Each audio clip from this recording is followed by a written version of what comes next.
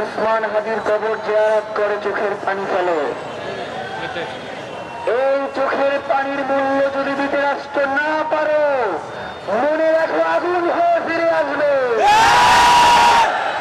আমরা কাউকে ছেড়ে দেওয়ার জন্য এখানে বসি নাই। সুন্দর সুন্দর কথায় আমাদেরকে ভোলানো যাবে না।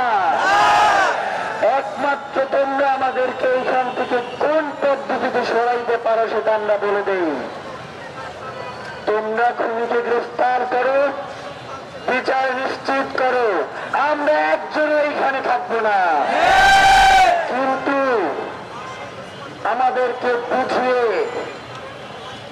আশ্বাস দিয়ে ছল চাতুরি করে আমাদের কাউকে এইখান থেকে সরানো যাবে না।